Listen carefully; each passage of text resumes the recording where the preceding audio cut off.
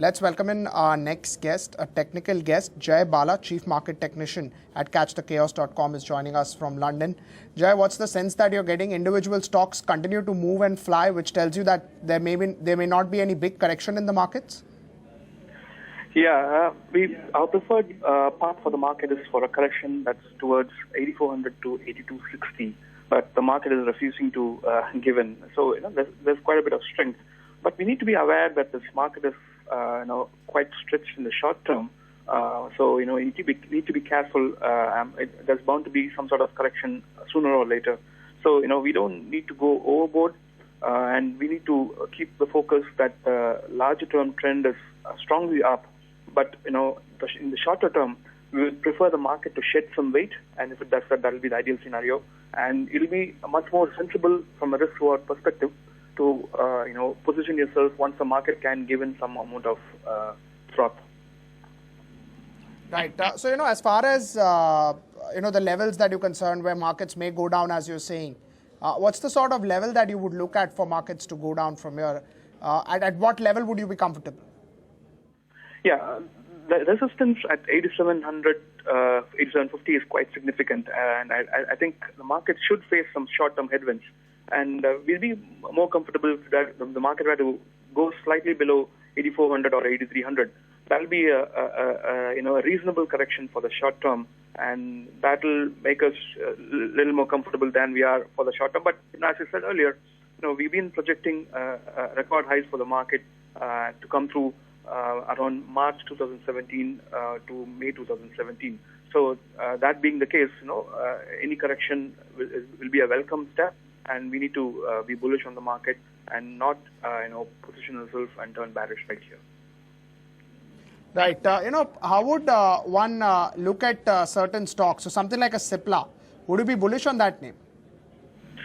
Yeah, the pharma has had a fantastic run since 2012. So what it has undergone in the short term is actually a welcome correction, and it needs to go through. But within the pharma space, it's a divergent space. We need to be selective about what we are choosing, and I'm more bullish on Cadila, Dishman, and Aurobindo Pharma rather than Cipla or a Dr. Reddy. Not that I'm turning bearish on the space, but we need to be conscious about what we are allocating and where we are allocating. That's pretty important at this point of time.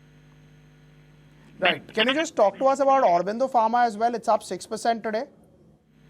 Yeah, the medium term is quite clear, and the long term is quite clear. We are looking at record highs for the stock to come through in the range of 1,100 to 1,200.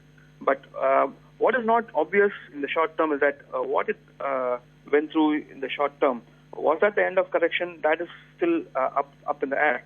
But once the stock can manage to take out 828, I think it will be pretty obvious that the correction that ended in March was a complete correction, not a partial correction.